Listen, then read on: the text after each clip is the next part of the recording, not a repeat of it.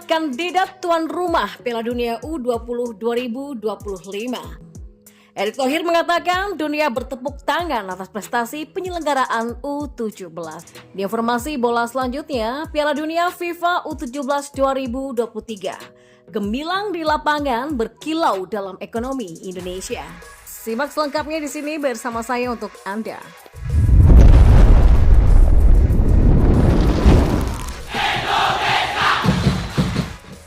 Ya, Piala Dunia FIFA U17 tahun 2023 yang baru saja berlangsung di Indonesia bukan hanya meriah dengan prestasi olahraga yang memukau, tapi juga menjadi katalisator bagi pertumbuhan ekonomi.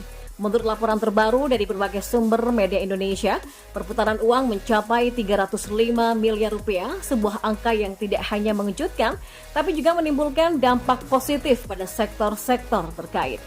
Menteri Pemuda dan Olahraga Dito Aryo Tejo mengungkapkan bahwa perputaran uang tersebut memiliki pengganda sebesar 1,6 dan analisis ekonomi menunjukkan potensi tambahan nilai produksi barang dan jasa sekitar 250 miliar rupiah, memberikan kontribusi signifikan pada PDB dengan peningkatan sekitar 229,2 miliar rupiah.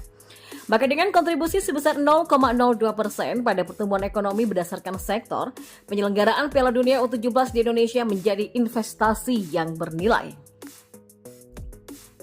Bukan hanya sektor olahraga yang merasakan manfaatnya, namun sektor pariwisata juga mengalami lonjakan pendapatan yang benar-benar mengesankan. Nah, pendapatan usaha rata-rata dalam sektor pariwisata meningkat sekitar 58,4% dibandingkan dengan hari-hari biasa. Maka dengan begitu, penyelenggaraan acara olahraga internasional seperti Piala Dunia U17 membuka pintu peluang baru bagi pertumbuhan sektor pariwisata di Indonesia. Di sini kita juga sedikit memberikan gambaran menyeluruh tentang potensi ekonomi yang dihasilkan dari penyelenggaraan acara olahraga internasional di Indonesia. Maka dengan mempertimbangkan dampak perputaran uang, peningkatan nilai produksi, dan lonjakan pendapatan pariwisata. Hal ini bisa disimpulkan bahwa Piala Dunia FIFA U17 tahun 2023 bukan hanya menjadi ajang olahraga yang gemilang, tetapi juga magnet ekonomi yang mendorong pertumbuhan sektor-sektor terkait.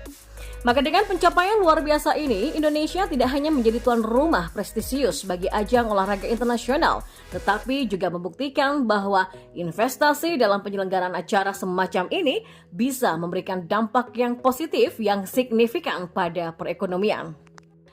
Lewat perputaran uang yang mengesankan dan dampak positif pada sektor-sektor tertentu, maka Piala Dunia FIFA U17 2023 menjadi salah satu momen bersejarah yang tidak hanya meninggalkan jejak di lapangan, tetapi juga di dunia ekonomi Indonesia. Dan informasi bola yang terakhir, dunia bertepuk tangan atas prestasi yang sangat baik bagi Indonesia sebagai peserta sekaligus tuan rumah penyelenggaraan event Piala Dunia U17. Pernyataan tersebut disampaikan Ketua Panitia Piala Dunia U17 Indonesia yang juga Ketua Umum PSSI, Erick Thohir. Ya, berkat kesuksesan tersebut, kata dia, Indonesia mendapatkan kesempatan dari FIFA untuk maju sebagai kandidat tuan rumah gelaran turnamen dunia U20 2025. Terima kasih Indonesia atas semua prestasi kita sebagai tuan rumah Piala Dunia U17 yang sudah mendapatkan apresiasi dunia.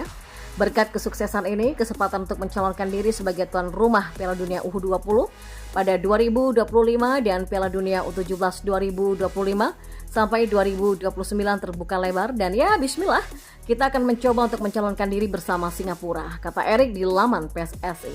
Secara khusus, Erick mengucapkan terima kasih kepada Presiden Indonesia Joko Widodo yang sudah menjadi motor di balik kesuksesan Indonesia dalam menyelenggarakan Piala Dunia U17.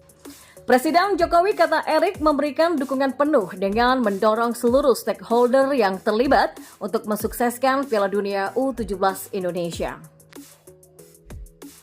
Erick juga berterima kasih kepada kepala daerah ataupun jajarannya yang juga sudah berjuang keras dalam menyiapkan segala infrastruktur dan juga fasilitas yang prima. Ya, naturalisasi tak cukup, legenda Singapura berisaran agar timnas Indonesia lolos ke Piala Dunia. Ya, legenda Singapura Fandi Ahmad mengaku pesimistis dengan peluang tim-tim Asia Tenggara untuk lolos ke Piala Dunia. termasuk timnas Indonesia. Sejumlah negara di Asia Tenggara saat ini tengah membangun kekuatan mereka.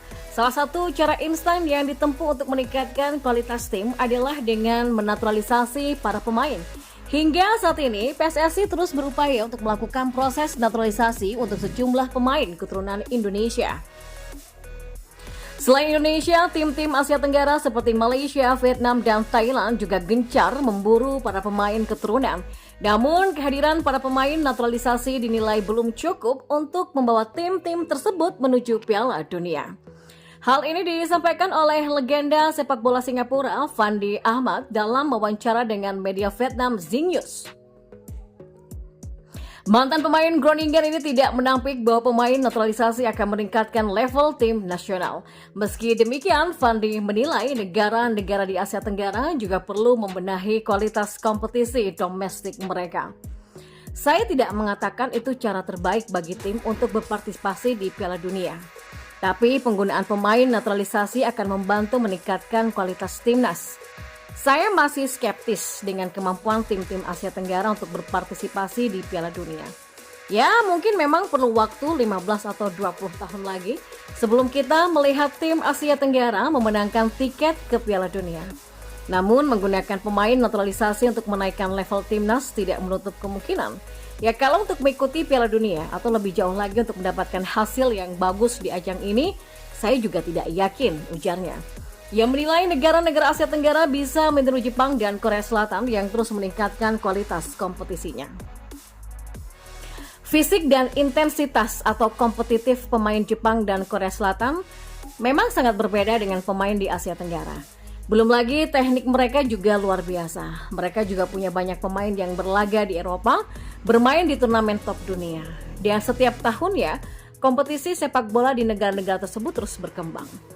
Sepak bola Asia Tenggara bergerak seperti grafik sinusoidal, tim kurang berkembang secara konsisten. Ya, misalnya, Thailand dulunya sangat kuat, tapi kini menunjukkan tanda-tanda yang melambat. Hal serupa juga terjadi di Vietnam dan Indonesia. Namun menurut saya, hal terpenting untuk membantu Korea atau Jepang berkembang secara berkelanjutan terletak pada kejuaraan nasional itu sendiri. Jadi sistem turnamen di negara-negara ini selalu meningkatkan standarnya seiring berjalannya waktu. Dan selain itu, semakin banyak pemain Korea dan Jepang yang pergi ke luar negeri, sehingga memberikan keuntungan bagi tim nasional, kata Fandi. Nah, mantan pelatih Pelita Jaya itu juga mendesak para pemain Asia Tenggara untuk berkarir di luar negeri.